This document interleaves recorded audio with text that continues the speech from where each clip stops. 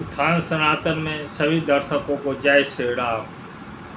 प्रिय दर्शकों, आइए आज हम लोग थोड़ा सद्विचार मित्र और शत्रु के संबंध में चर्चा करेंगे। हमारे ही परिवार में हमारे सबसे निकटतम व्यक्ति कैसे मित्र का काम करता है और कैसे शत्रु का काम करता है, उस पर हम विचार करेंगे। और सबसे बड़ा मित्र कौन है मेरा और सबसे बड़ा शत्रु कौन है मेरा, उस पर भी विचार करेंगे। तो आइए सबसे पहले हम लोग शत्रु के ऊपर ही विचार करते हैं। नीति में कहा गया है, माता बैरी पिता शत्रु जेन बालो न पाठित न शोभते सभा मध्य हंस मध्य बकोजथा। वह माता पिता शत्रु के समान होता है जिसने अभी अपने बाल बच्चों को शिक्षा दीक्षा नहीं दिया है।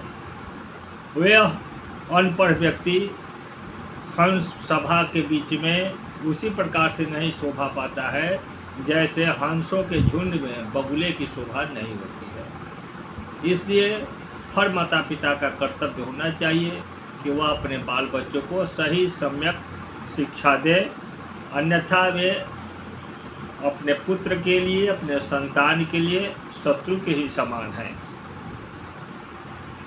और दूसरा बात है, और शत्रु कौन कौन होता है, तो उसके बारे में कहा गया है, ऋण कर्ता पिता शत्रु माता च व्यभिचारिणी रूपवती भार्या शत्रु शत्रु पुत्रो अपंडित।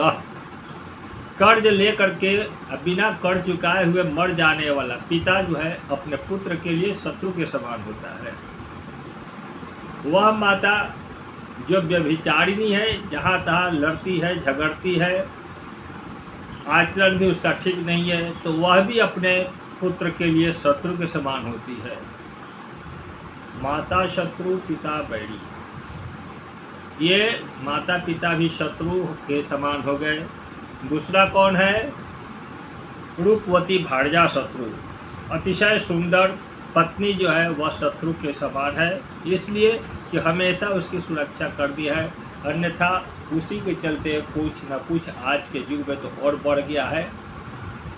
जब ये त्रेता युग में सीता का अपहरण हो गया तो आज क्या कहा जाए, अब इसी से समझ लेना पर्याप्त होगा। और पुत्र जो है, जो अनपढ़ पुत्र है वह शत्रु के समान होता है। जो पुत्र पढ़ा लिखा नहीं है वह शत्रुवत व्यवहार करता है। तो ये अपने परिवार में ही, अपने घर में ही शत्रु है। और शत्रु कौन है, सबसे बड़ा शत्रु आलस्यम ही मनुष्यानाम श्रेष्ठो महान शत्रु रिपु। आलस्य मनुष्य के शरीर में रहने वाला सबसे बड़ा शत्रु है।